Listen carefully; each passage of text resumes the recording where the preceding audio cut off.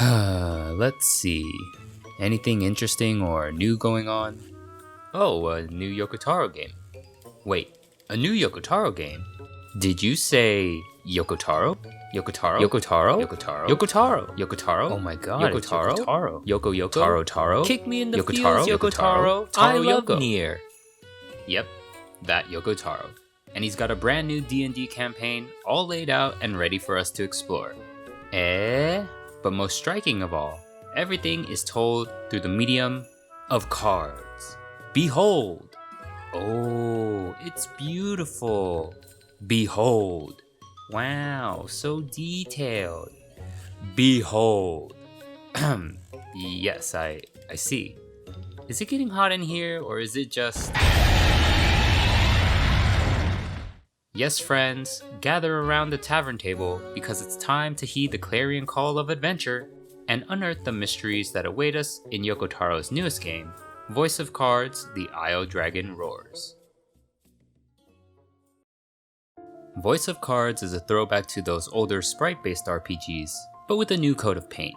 Instead of squares and pixels, we get cards and illustrations. No, it's not a card game, even though everything takes the form of a card.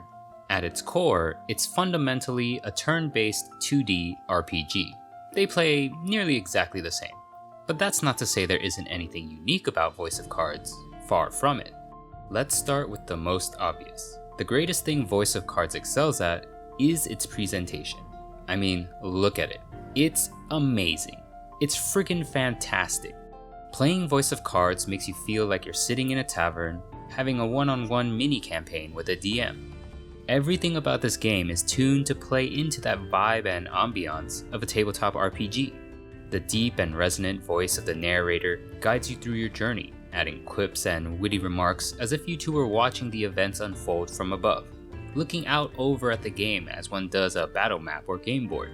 You can customize the look of your dice, the cards, your battle table, the music, all of these cosmetic elements that do nothing to change the actual game or its events, but rather the look and feel of it so it better suits you.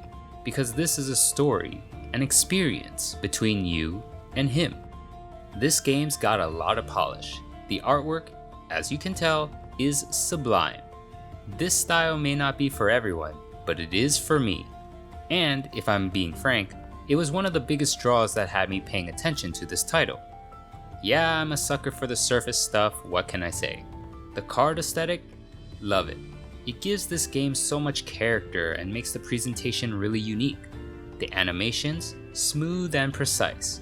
Seeing the cards placed unaligned just so, how they move and shift and dance around doing battle animations as if slashing a sword, shows the level of detail, attention, and work the team put into getting the visual elements of this game right, falling into that Goldilocks zone between not enough and over excessive. It takes a lot of skill and restraint to really nail this down, which I believe is often overlooked and underappreciated.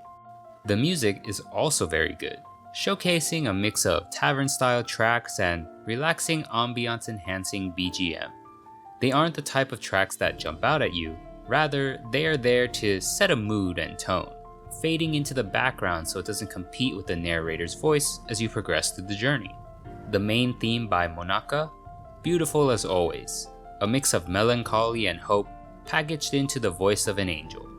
Aesthetically, visually, and thematically, this game smashes it out of the park, no question. It's simply a joy to look at, a treat for the eyes and ears. Never once did I feel like the medium this game took on held it back or took away from the experience itself. 3D models and flashy gravity-defying attacks? Who needs them when my imagination easily fills in the gaps that the cards aren't able to cover? Through its look, feel, and amazing narrated performance, VOC succeeds in drawing you in and fully immersing you in the moment, in the fantasy of the experience. For that, I'd say, a job well done. You love to see it, you really do.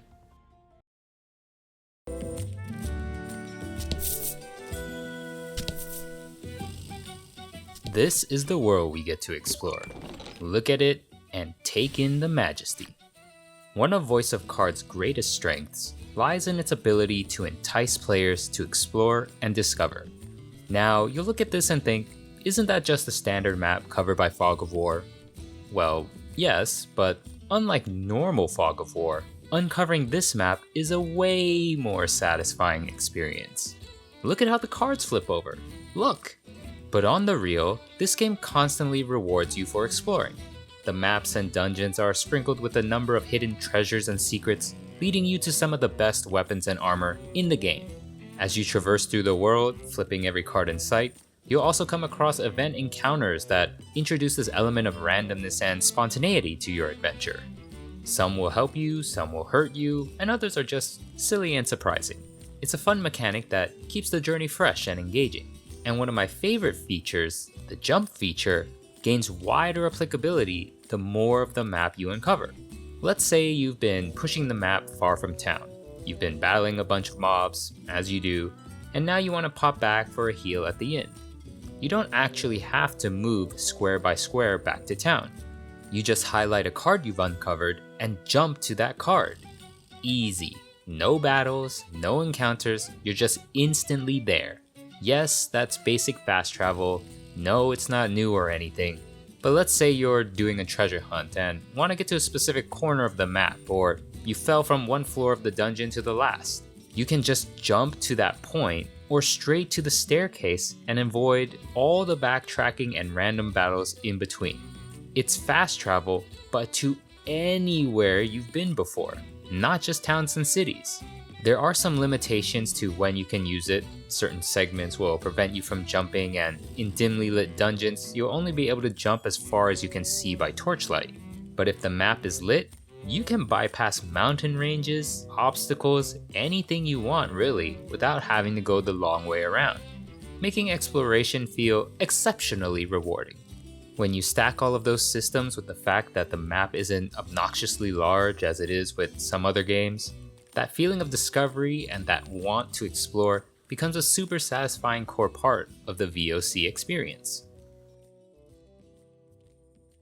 Thank you all for heeding my call to slay the dragon.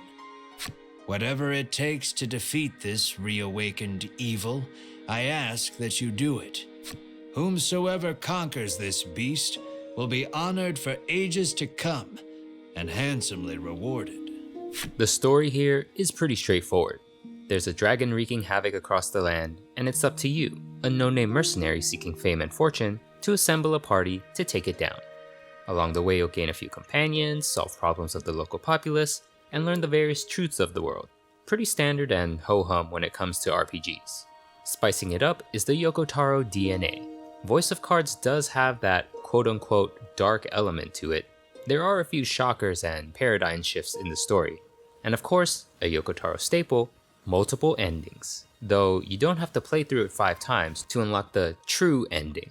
If you want the platinum, well, that's a different story. A warning to those who are fans of Nier games looking for your next hit of beautiful depression, please envelop me in your darkness and swallow me whole. It's not here, so know going in that you won't be getting your fix from this title. Though you may be interested to hear that this game has its own version of weapon stories for characters and enemies, dropping lore and greater insight on who they are beneath their front-facing persona.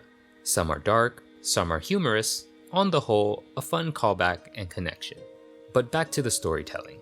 In VOC, players are given lots of opportunities to make choices throughout their journey, which is a good lean into the whole tabletop RPG feel that this game is going for. Branching paths and impactful decisions shape the player's journey a number of different ways, giving loads of replayability to the somewhat short 12-hour runtime of the game, extending our playtime out over 5 uniquely feeling runs. Pretty sweet, right? Wrong, because none of that is in the game. If you are familiar with tabletop RPGs, player choice is an integral, dare I say, essential element of those experiences. Players' choices having tangible consequences that uniquely shape and affect the story is one of the biggest appeals of those types of games. While VOC often asks the player to choose in an attempt to mimic the freedom of choice tabletop RPGs allow, none of them actually mattered as the whole story is on rails. No matter what permutation of decisions you pick, every run of this game will be exactly the same. ruining any replay value VOC could have had. The outcomes didn't even have to be hugely impactful. Maybe a random no-name villager lived or died. Maybe a character acted a bit differently towards me. I don't know. Even something small like this would have been fine and led me to play a few more times to see what would have happened had I chosen differently. But finding out that my choices amounted to nothing, absolutely nothing, was pretty disheartening and my biggest issue with the storytelling. How can a game trying to replicate the feel of a tabletop RPG not have impactful choices? Especially when the game is already so short. Like, really? Come on, throw us a bone, will ya? So you may be wondering, why even bother allowing us to choose? Clearly we've got the whole illusion of choice bit going on here. Choices in this game are like MSG. They're flavor enhancers, providing an avenue for a bit of comedy and interaction between the main cast. Actually, most of the biggest surprises and laughs come out of these moments, often at their expense, with the narrator giving them the backhand slap as he points out how much of an idiot they're being. Whatever it is about this formula, the dry delivery, the animations, the classic Japanese goofball humor, it all just works to help characterize the party, making them extremely likable and funny. And I wish there was more of that, because those were probably the highlights of the journey.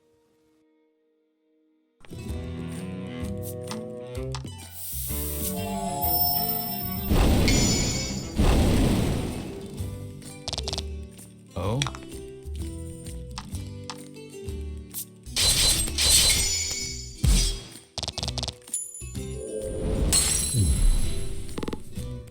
If this game commits any cardinal sin, it's that it lacks difficulty and complexity.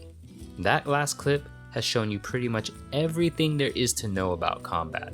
For about 99% of the game, you will face roll any encounter you come across, with enemies practically falling over if you so much as sneeze in their direction. This is not a hard game, at all.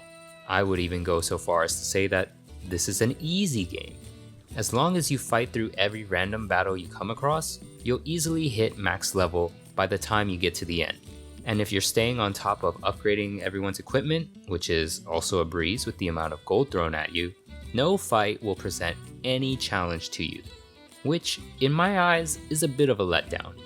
I think that, like many people who played the demo, I was hoping combat would eventually become something more, that what we were seeing in the demo was basic because you were still at the lower levels, and that as you progressed, it would open up in complexity as more mechanics and skills were introduced, or possibly some sort of combo system that you often see in card games. I mean, I wasn't expecting anything on the level of Magic the Gathering or the crazy combo chains you can pull off in a game like Slay the Spire, but I was expecting something, anything, to kind of spice up encounters and make battles more engaging and involved.